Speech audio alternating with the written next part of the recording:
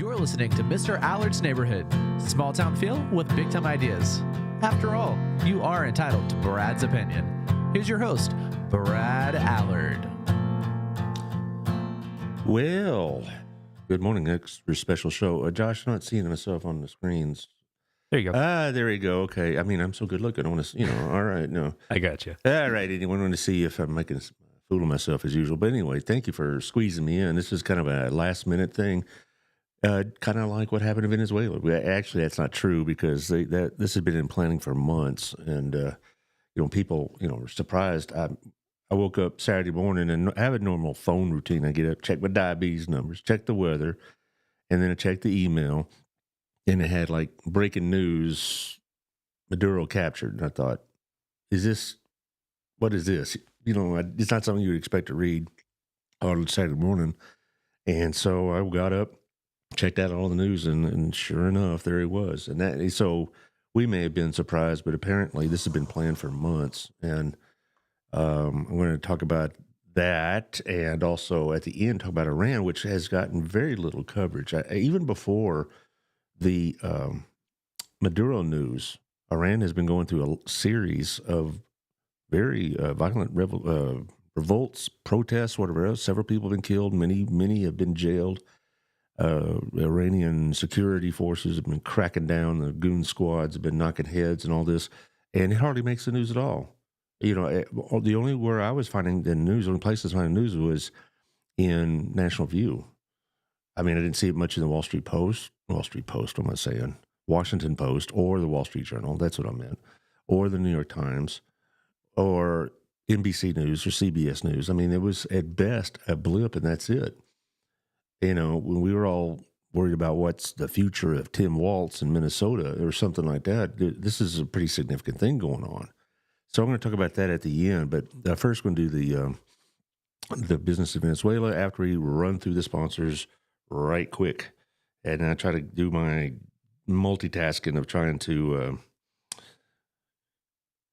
share at the same time. All right, our place. Thank you, Otto. By the way, I want to make this explicit that these are my opinions, not necessarily opinions of Otto or Jeff or John or anybody else. I mean, it's not. I'm not speaking on their behalf, but they do provide a platform for this to be discussed. So I hope y'all, if you're listening live in real time, you jump in with some of these things. But that being said, thank you to our place. Thank you to our place too. I've been there and it's really it's everything that you want and have liked about like our place here in Burleson. That's the one I normally go to, of course, because it's much closer and all that. But the point is that wherever you go in any of Otto's joints, it's going to be a really good meal and good service. Friendly atmosphere, things of that nature. So it's a great place to go. Also, thank you to Gina's. That's one of my favorite restaurants already. I like not just the food, which is great, but also I like very much the atmosphere, the music, it's the casual feel. It's a great place to kind of do some unofficial business for the podcast or whatever else, or B&I business. I do it there as well. So there you go. Also, thank you to John Williams. I'll be seeing him tomorrow at the B&I meeting, 817-734-2756. It might rain on Thursday. I don't think we got a single drop of rain in December, and January is always a dry month, so let's hope we get some rain. But it's not the time to find out you needed roof repairs. You need to find out now. So call him, again, 817-734-2756, and if you don't need repairs, he'll tell you. If you do, he'll tell you. If you need a new roof, he'll tell you. So you're not going to get some upsell or some doomsday scenario or anything like that with John. He's a good guy. Also, Jeff Kelly, 817-781-0546 with the Wethington Agency here in town.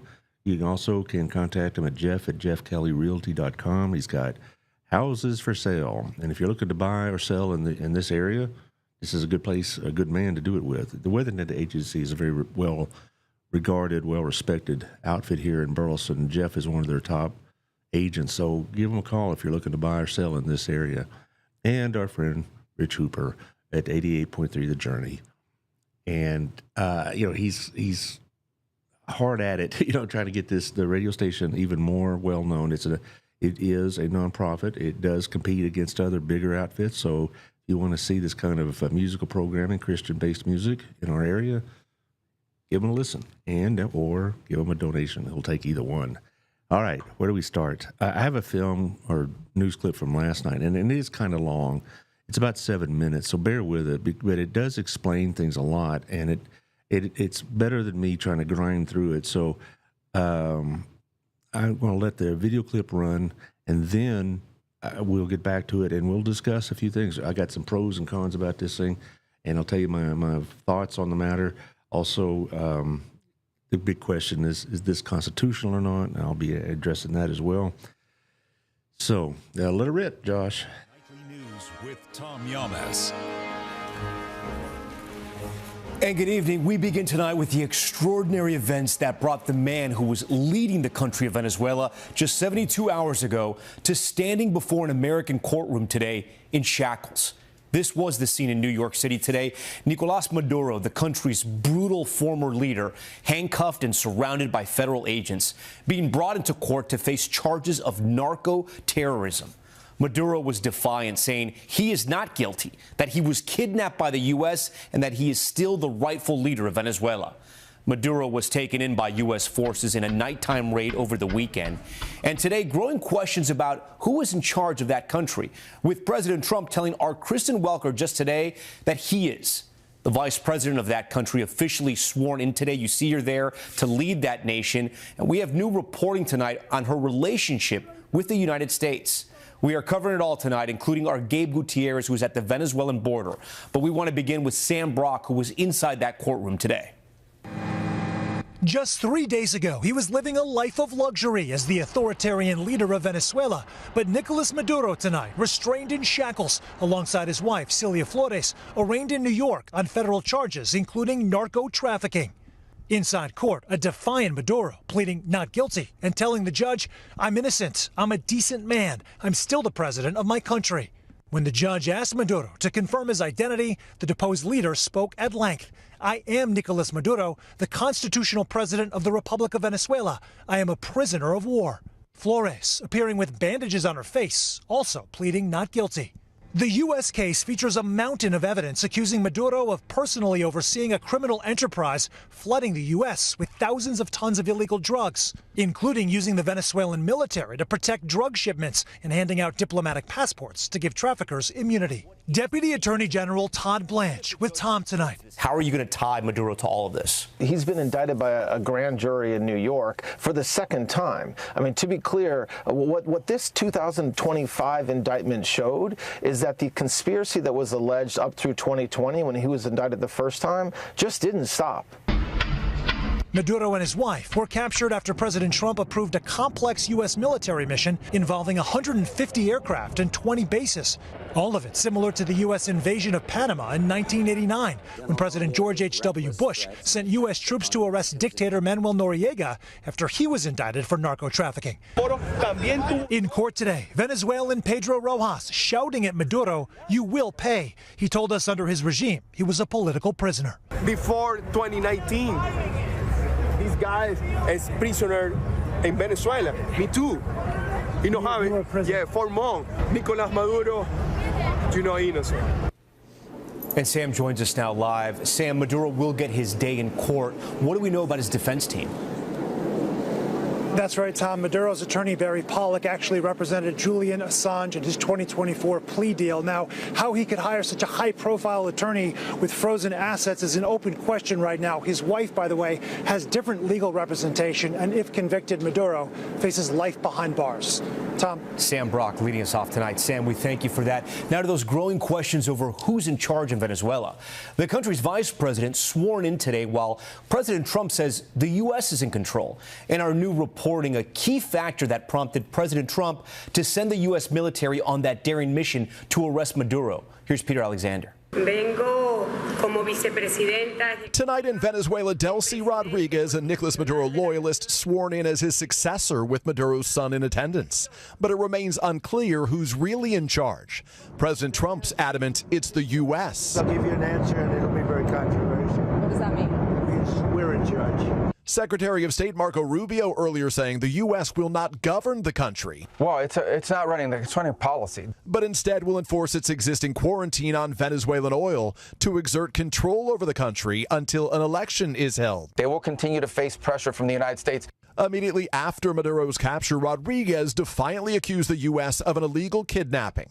But amid this warning from President Trump, if she does not meet U.S. demands, she will face a situation probably worse than Maduro. Now Rodriguez with a more conciliatory tone, saying, "We invite the U.S. government to collaborate with us on an agenda of cooperation." And President Trump says American oil companies whose facilities were seized by Venezuela's socialist government will start rebuilding them. All of it after Mr. Trump campaigned against foreign intervention. Our current strategy of nation building and regime change is a proven absolute failure. But the president insists this is not nation building. We're in the business of having countries around us that are viable and successful, and where the oil is allowed to freely come out because that's good. It gets the prices down. That's good for our country. The Trump administration noting former President Biden had placed a $25 million bounty for Maduro's arrest. That's the difference between President Trump and everybody else. President Trump did something about it. Still, Democrats tonight are slamming President Trump's actions as illegal and dangerous. The future of the Venezuelan people should be determined by the Venezuelan people, not by Donald Trump, Pete Hegseth, or Stephen Miller. Are you kidding me? And Peter, I know you have some new reporting tonight on a key factor that prompted President Trump to greenlight the mission to arrest Maduro. Tom, a senior White House official tells me that Maduro's, quote, overt arrogance, including his rejection of multiple offers to surrender and his public dancing, you see some of it there, helped persuade some on the president's team that Maduro would not leave on his own. But tonight, the U.S. action was condemned in an emergency meeting of the United Nations Security Council, including by U.S. allies. Tom. Peter Alexander first. Peter, thank you. Our Kristen Welker just got off the phone with President Trump. She joins us live now. And Kristen, you specifically asked the president if the U.S. is now at war with Venezuela?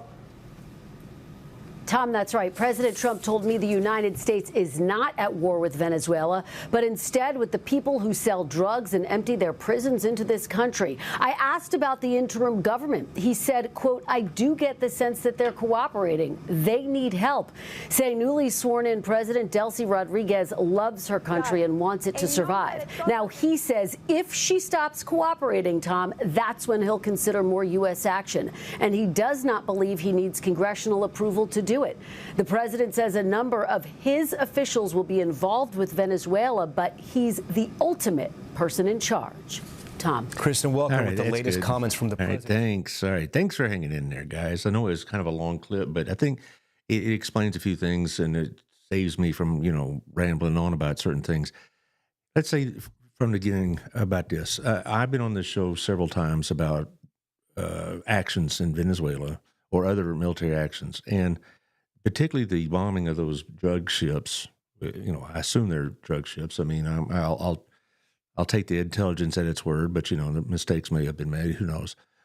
It's not so much I was asking for Trump to go and get a congressional declaration, but I did want him to be more transparent with the American people and transparent with Congress. And I stick with that. Is this different? Slightly. And I say that because there is a great deal of precedent of what happened this past weekend. This is not anything new. If you look at the history of the United States and Latin America, just about every president we've had has had some sort of military incursion into Latin America, from Ted Roosevelt, obviously, in Panama, but also Taft, Woodrow Wilson, invaded Mexico practically looking for Pancho Villa, Franklin Roosevelt in the Dominican Republic, also Dwight Eisenhower, Lyndon Johnson. This is something that's kind of a recurring theme in American foreign policy when it deals with Latin America, and that is that we will not allow unstable elements or unfriendly elements, what we consider to be our hemisphere. This goes all the way back to the Monroe Doctrine, or now they call it the Donroe Doctrine. You heard of that before, Bud? Don, I have, yeah. the Don Rowe doctrine. Yeah, well, anyway, they also call it something else, the F around and find out doctrine, but I can't say that on the air. Oh, I just did. Oh, well, anyway. So the idea that this is unprecedented is invalid is not an accurate statement. Now, as far as going into another country and having regime change, I'm just going to talk about the 3 other times that has happened in my lifetime. And the thing about it then is that it was regarded with a little bit more bipartisanship than what happened with this particular event. One is 1989, which the news clip referred to. I remember that pretty clearly. I was in North Carolina. It was my first Christmas in North Carolina with my newly married bride. And this was all going on. And George H.W. Bush went in to get Noriega for very much the same reasons, that Noriega was seen as the head of a drug trafficking cartel, and he's making all sorts of threats against the canal and all this other stuff. And we sent the troops in, and 27,000 of them. And I did not know this until I was researching this, that 23 Americans died in this invasion. Right? And so that was regime change. And I don't recall at the time a great deal of bipartisan opposition. And as far as like the Democrats at the time opposing it, it was pretty muted at best. Another time was 2000 when we were bombing Serbia for 78 days because of what they were doing in Kosovo. That resulted in the capture, arrest, and conviction of Slobodan Milosevic, who's still in, maximum security prison in Europe. So that was another example of regime change. And I don't recall a lot of opposition to it. Now, there's always going to be some members of the opposite party at the edges that are going to raise Cain about it. I'm talking about unified opposition, and I didn't see any during the entire event. In fact, John McCain, who was running for the Republican nomination, supported it, so that kind of thing. The other one, this is one that I think we really need to focus on. That's 2011, when Barack Obama bombed Libya, which resulted in the assassination, or execution, that's the word, execution of Muammar Gaddafi. A truly loathsome character, but he didn't contact anybody. It very much resembles that operation. He didn't tell anybody. The leaders of the Republican House found out about it in the newspapers. Now, there is a law in the books, the War Powers Resolution, which I think is pretty useless anyway, that supposedly that the President of the United States is supposed to contact within 48 hours any military activity like this. So the President does have the authority to do these things, okay? I'm not, where we think it's a good idea or not, it's a separate thing, but the President, under the War Powers Resolution, has the ability to act in this. Now, he has 48 hours to contact Congress. Mr. Obama sent them a letter. That was his means of contact. There was no consultations. There was no meetings at the White House, nothing like that. And the thing about the Libya thing, it's turned Libya into basically just an ungovernable area that's now home for several different ISIS-related type groups or Al-Qaeda type groups, terrorist cells. There was some severe criticism of Mr. Obama, and he basically said, he thought Mr. Gaddafi was a threat. I'll put it to you frankly, Maduro was more of a direct threat to the United States than Gaddafi was. And let's be clear about the second point. Maduro was not an existential threat to the United States at all, but he was an opponent. He was an enemy of the United States, but he could cause us some irritation and some pain, but he has in no way could have caused serious widespread damage to us, unless you want to count the drugs. So there are precedents in this where presidents have used it, and really the one that, in all three of these other examples, 1989, 2000, 2011, they all resulted in regime change. And people say, well, I don't want to hear about whataboutism, I want to hear about this. This is not whataboutism. This is precedent, and this is why people that think, well, if the Democrats get control of the House, they'll impeach them over this. They won't even bring that one up. They may try to impeach him on other things, but they're not going to impeach him on this because there's just too much precedent. And at the end of this discussion, I guess, I'm going to, I'll just do it now. What the heck? There is a really, really good article about is this constitutional? It's written by John Yoo, Y-O-O, of the National Review. And I thought it was one of the best, most clarifying articles I read about this whole thing. And they talk about, does the president have the authority to do this? And he cites all these historical examples going all the way back to Thomas Jefferson, sending troops or the U.S. Navy against pirates in the Mediterranean without congressional authorization. He also talks about Abe Lincoln basically conducting the entire Civil War without an authorization of war and things of that nature. His contention is that you don't have to have a declaration of war to have warlike acts, because another example, he says, I'll give you a history quiz there, Josh. American Revolution started when? He's looking. No Google. No Google. Sorry. No, it's 1775, right? 75, yeah. Yeah, Lexington and Concord. We didn't declare war on Britain until 14 months later. And that was his contention, that you can have warlike activities without declaring war. I'm not quite so sure. But here's the thing. I don't blame Donald Trump for not telling the Democrats about this for the same reasons Obama didn't tell the Republicans about 2011. Because he didn't trust the Republicans then, and Trump didn't trust the Democrats now from leaking that information.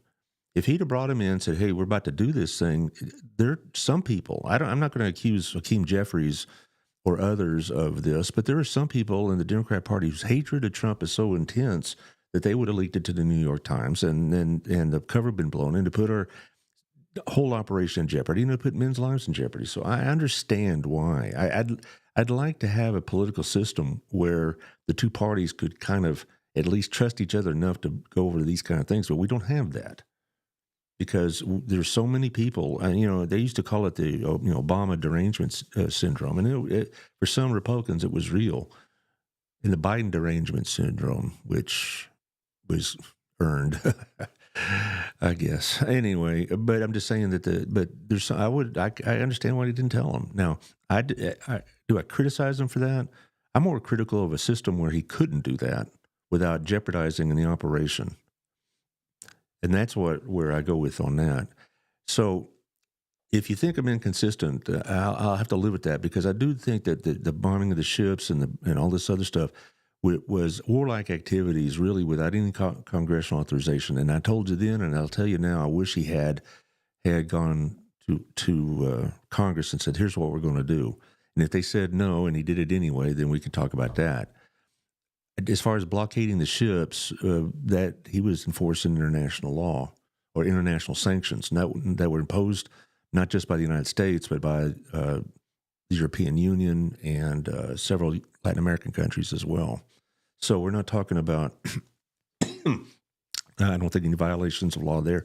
And in this case, going in and taking out Maduro the way he did, it's in that constitutional gray area, but I'm going to have to say, based on historical precedent, that this is not something I think that violates the Constitution, at least as it's been understood. Does it violate it, the writing on the page? We violated that so many times now, it's not even worth going into. We haven't declared war since 1941. In fact, we've only declared war in our history 5 times. Gone through the congressional process of declaring war 5 times. And like I said, the last time was 1941. The rest, all these others, are all presidentially directed events. Now, in George W. Bush's situation with Afghanistan and Iraq, he got the authorization to use military force, the AUMF as they called it, and it lasted until about 2 or 3 years ago. So about everything that was going on under this was under the AUMF, including Mr. Obama's adventures in Libya. So they just gave him an open check like they did Johnson in 1964. And, and we've been involved in so many foreign things without really congressional authorization. That's how we got involved in Vietnam. That's how we got involved in Korea. It just, we could argue about it, but the bottom line is it's happened. And it's in that gray area that both parties, when their president's in power, will give the latitude to do these things. Did the Republicans bellyache about Libya? You bet they did. And the Democrats said nothing. Are the Republicans on board with this? You bet they are. And the Democrats are raising Cain. So too much of it is dictated not by true events on the ground or true understandings of the Constitution. Too much of it is dictated by who's the president. And if it's one of mine, I love it. If it's not, I'm against it, and that's it. And that's the only factor. Had Joe Biden done this thing 3 years ago, Hakeem Jeffries would have never gotten up there and say, well, what about this? What about no that? And if there is a more egregious, more spineless senator than Chuck Schumer of New York, I don't know. I can't find one. In 2020, I had the clip, but it's in the bank. I sent it and stuff. But I didn't want Josh to have to dig it out. But he, in 2020, criticized the fact that Maduro is still in power, and what is Trump going to do about it? Trump has promised to do this, and Maduro is still in power. What? And then this weekend, he was sniveling about unconstitutional and reckless and all this stuff. What did Mr. Schumer expect Trump to do in 2020 to get rid of Maduro? It's like he was criticizing him in 2020 for the fact that Maduro is still in power, and then in 2025, when he's not in power anymore, he's criticizing that. How did Schumer expect that to happen? Sweet talk, an invitation to go in exile, which was refused multiple times, and then and Biden putting that $25 million head bonus, well, I don't know what you call it, bounty, that's the word I'm looking for, $25 million bounty on Maduro. How did he expect that to be collected? He expected, some generals say, hey, I want $25 million. I'm going to overthrow Maduro. That didn't happen. That wasn't going to happen. Maduro was surrounded by true believers and loyalists and whatever else. And so the idea of some Venezuelan citizen collecting that bounty was ridiculous. So how did Mr. Biden expect that to achieve anything? Now, let's look at the pros and cons of this thing, because it's nothing in this world. Nothing in this world is 100%, okay? And here's my plea to y'all, I guess. You can have an opinion for it or against it, and that's great, but understand the situation and know why you're opposed or for it. Don't just say, because Trump did it, I'm for it, or Trump did it, I'm against it. That's not solid thinking. And it's also what I hate most is binary thinking. It's either all good or all bad. And if Trump did it or Trump didn't do it, whatever, that's the tipping point of whether it's good or bad or not. So, if you're opposed to what happened this weekend, that's great. I understand. You're entitled to your opinion, even though it says here on the logo, you're entitled to my opinion. But anyway, I'm just saying, understand the situation. And if you have pause and concern about it, I understand. If you think this is a great thing, I understand that too. And I'm not trying to play it both ways, because I will fall on this side of that. This is mostly a good thing, but it's not going to be a clean and easy thing to accomplish what we're trying to do here. Okay, so first of all, one of the positives is you got rid of Maduro. He's a loathsome, odious figure who has jailed thousands of his own people and killed hundreds and hundreds more. Okay? There's a reason why Venezuela has lost 8 million people in the Maduro regime, which started around 2013. 8 million Venezuelans, and they're not all coming here, but a bunch of them are, certainly. And most of these Venezuelans are coming here are not Tren de Agua or terrorists or MI-13 or whatever that group is or whatever. Most of them are just refugees, and we can talk about that at another time. But a lot of them they're flooding Colombia or Brazil or Mexico. And so if Maduro was such a great experience, why is 8 million people left and the rest of them that are there live in absolute poverty? Venezuela in the 1970s and 80s was one of the richest countries in this hemisphere. And at one point it had a GDP per capita that rivaled the United States.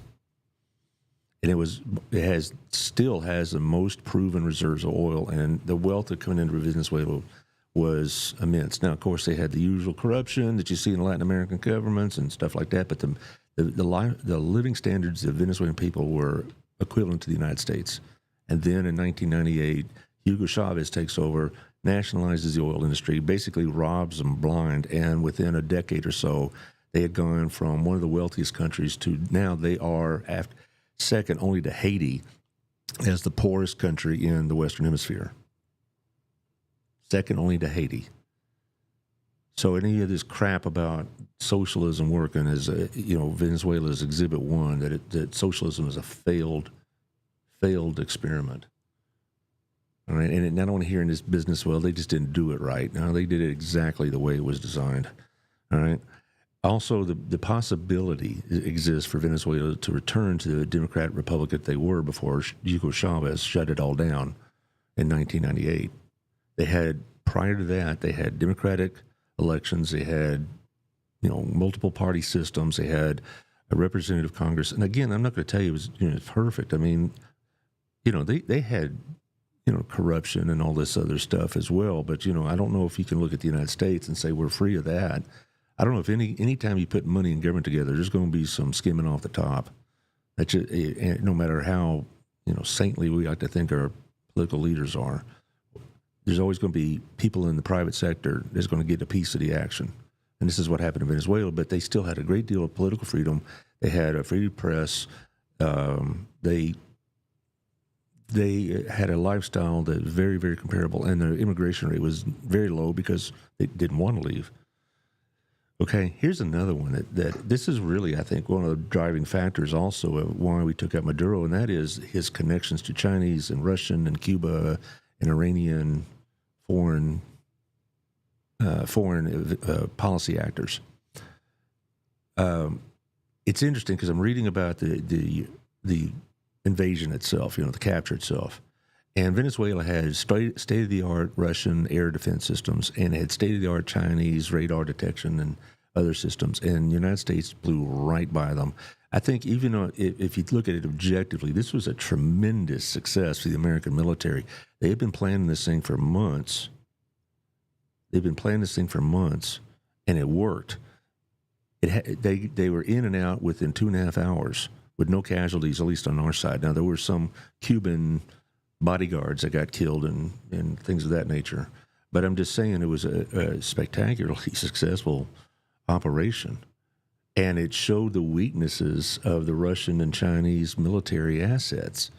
We're used to thinking that China's going to come take us over, and they might. No, I don't think so. I really don't. But, I mean, they are a formidable competitor.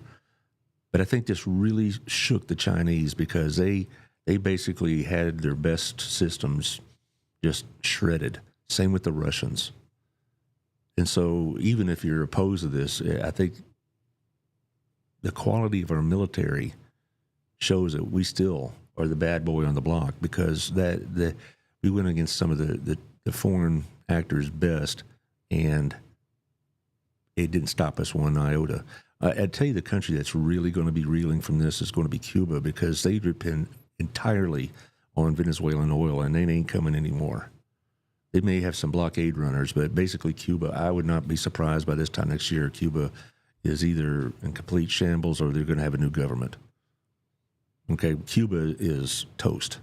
And, and that is not a byproduct. That's a goal.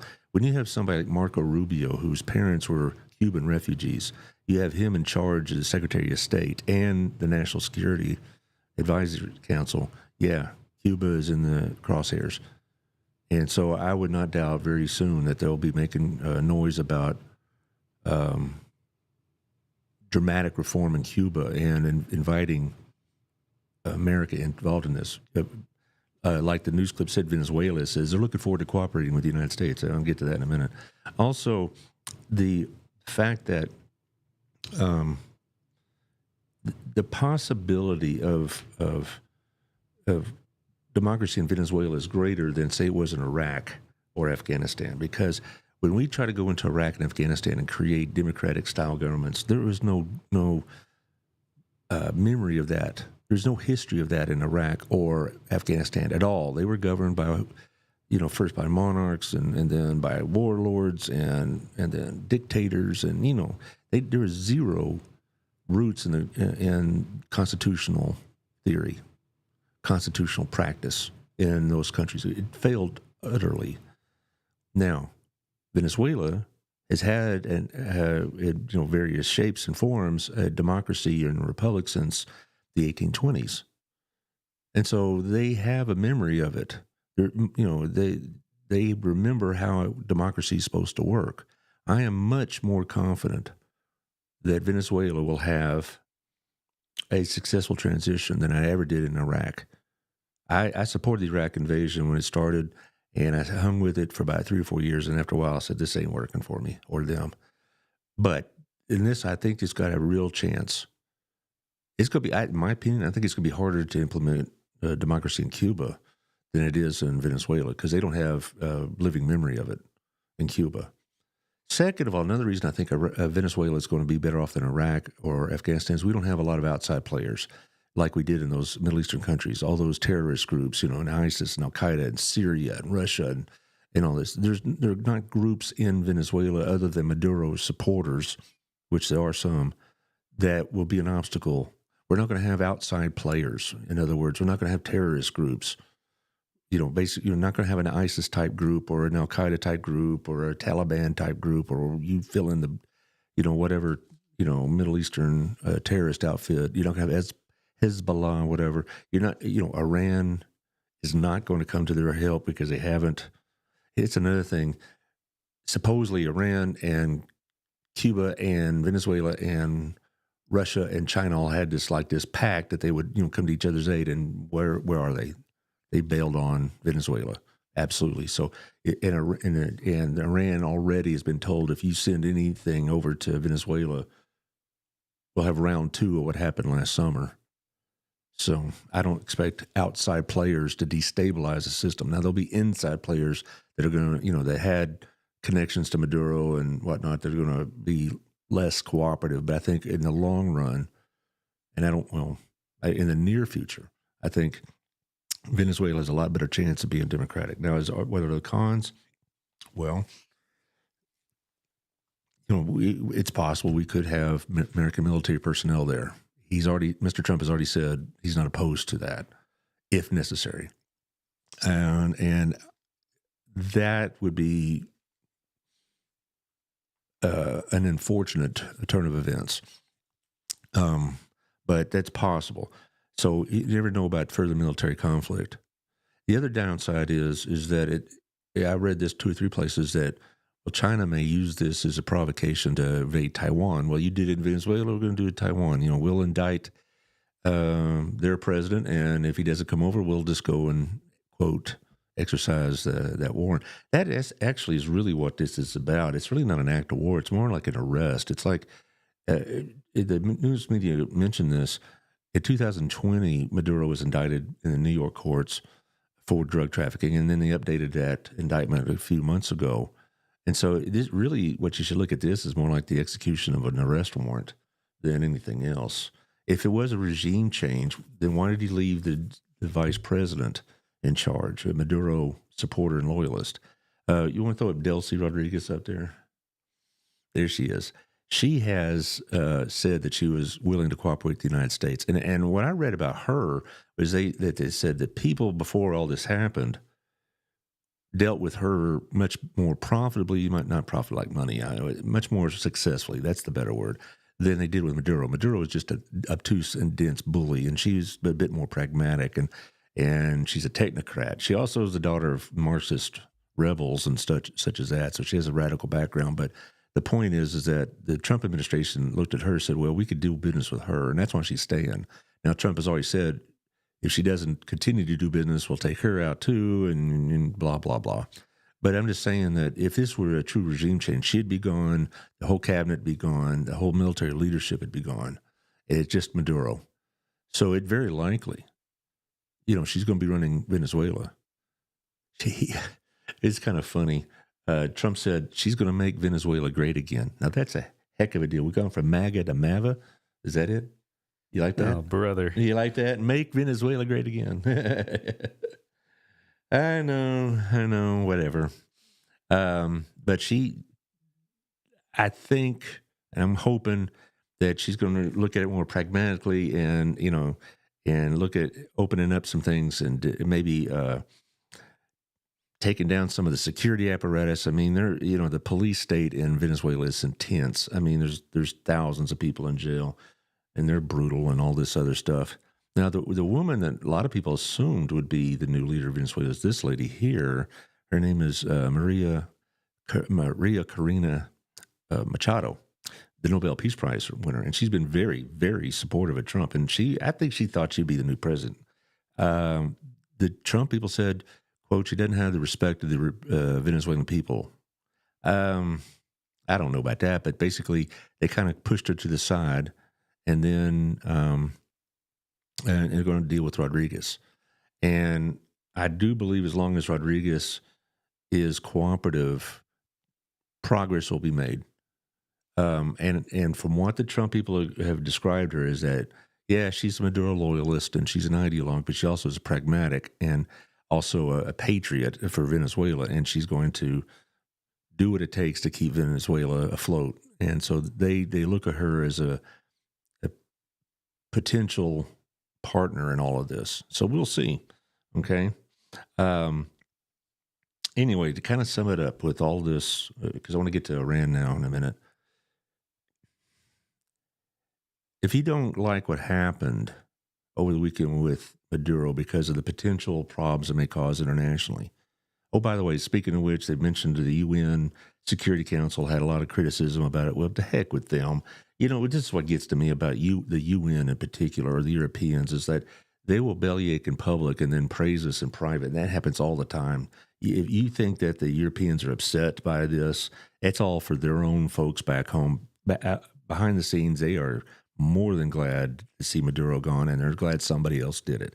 And as far as these other countries that, you know, on the Security Council, they got, you know, some of these small little countries here that basically want to bellyache. I detest the UN, frankly, because it's basically just an area in which countries can criticize the United States and Israel, and that's it. But so many of them are more than glad to hold our coat while we do these heavy lifting, and then bellyache it so they can, you know, for public consumption back home. You know, like the French foreign minister is critical. I promise you that French foreign minister, off the record in private, when he's talking to his American counterparts, is just as glad as we are. Okay? And that happens all the time. Okay? Now, back to what I was saying. If you have problems with this because of potential issues with the Constitution or with what could happen in the future, I get it. My feeling is that this particular action was like what I mentioned earlier, the execution of an arrest warrant. And if we were serious about regime change, Delcy Rodriguez would be nowhere in Venezuela. She'd be in exile somewhere. And same with the other leaders of Venezuela. Most of the leaders of Venezuela are still there. So to call this regime change really isn't an accurate description because the regime's still there. We're just hoping that the regime is going to be changed greatly in their approaches to things. Okay. It hasn't resulted in an assassination of Maduro. He's going to get tried in a court. The evidence against Maduro is stacked to the ceiling. Will he get convicted? I feel pretty sure of it, like Noriega. As far as our future involvement about oil, you know, Trump really didn't help himself when he started talking about oil. But the truth is, we're a decade away from that happening. The oil industry under the Chavez and Maduro administrations was so decrepit, it has gone so downhill that they are only producing about 20% of what they were back in the 1990s. And the refineries are so out of date and so ill repair, and their oil import or deportation spots are very much in poor shape. It's going to take billions and billions of dollars every year. It's already been estimated like, you know, nearly $100 billion a year for a decade to get those facilities up and running. So this idea we're going to have cheap oil in July or something like that, no, we're not going to see cheap Venezuelan oil. The American companies have to go back in there. Chevron's the only one there now, and they kind of regretted it because they got hammered. But the point is that, you know, for Exxon or British Petroleum or these others to come back in, it's going to take a decade to get it back up to a even 1990 exporting standard. So let's not start counting on the cheap oil right now. So, yes, I understand the gray area and maybe the dichotomy in my view. I still wish Congress could be trusted to have been part of this. I still think as far as actions in the oceans, we should have had Congress as a part of this. But this particular operation, separate from the other things, I think has enough legitimacy and enough potential to be a positive, net positive for the United States. Nothing is a pure positive, but I think it'll be a net positive. Let's talk about Iran. This is what gets to me about Iran is I have to look for news about Iran, but they've been in protests in 27 cities in Iran for about 10 days now. So this precedes even the business with Maduro, but you can't find it in the news. You don't see it in the New York Times or the Washington Post except in the back pages. And this is significant because I got a text from a friend of mine. By the way, the friend named Scott, is his birthday today. Happy birthday. He said that the Ayatollahs think about going to exile into Moscow, which is becoming the place of choice. That's where Assad is now. But anyway, back to that. And I said, well, where do you hear this? Well, you got some journalists that I never heard of. Then I saw it in the London Times, all right, that the Ayatollah Khamenei, who's 86, is thinking about abdicating. Now, this is a different deal, okay? If he abdicates, he's just going to be replaced by another old goat, okay? And as far as the structure of their government, it's a lot different than Venezuela. But the point is that you may have some significant democratic reforms, all right? The Ayatollahs and their minions run everything in Iran, even if they have a president and a parliament and all this other business. But they can only, those candidates can only run with the Ayatollah's blessing. What's happened in Iran, this is not some new thing. They had these riots in 2022. They had them in 2009, big one, and Obama set that one out.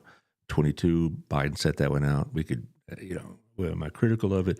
What I'm critical of is when they have this freedom around the world rhetoric and then they sit by and watch this happen and do nothing, right? So either shut up or put up kind of thing.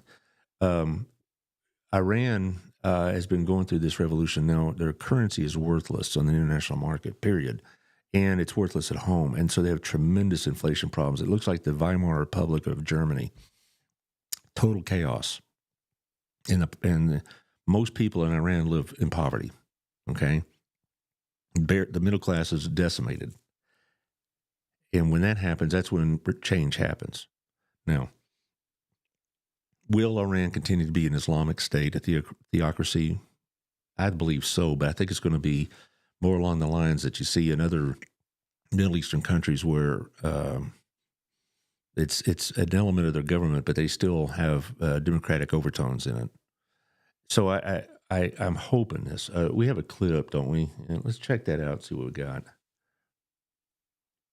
Tonight, tense clashes between protesters and security forces in Iran now turning deadly, with at least 3 people killed and 17 injured at a protest today, according to a semi-official state news agency. The demonstrations have been escalating for days, sparked by worsening economic conditions in the country. Cost of living is high, inflation is soaring, and Iran's currency recently crashed to a record low against the dollar. This video shows a protester sitting in the street, appearing to defy officers, leading some online to draw comparisons to this image from Tiananmen Square. While in Tehran, a number of shopkeepers closed their doors in protest earlier this week. They appear to be the biggest demonstrations in the country since 2022, when mass protests erupted over the death of Mahsa Amini. The 22-year-old died in police custody after she was arrested for not properly wearing a hijab. The latest unrest comes amid a period of heightened tension between Iran and the West. The Iranian president recently said his country is, quote, engaged in a full-scale war with the U.S., Israel, and Europe. And earlier this week, President Trump issued this stark warning to Iran over its nuclear program. I hear that Iran is trying to build up again, and if they are, we're going to have to knock them down. Dozens of protesters have been arrested. The State Department tonight saying demonstrators are facing, quote, intimidation and violence from Iran's government and is calling on the crackdown to end. Kate? We thank All you for right. watching. And remember, Anyway, the point is that you're not seeing this in the news nearly as much as you should. Iran is having a tremendous amount of civil unrest. And Iran is on, I believe, can't continue to go the way they're going.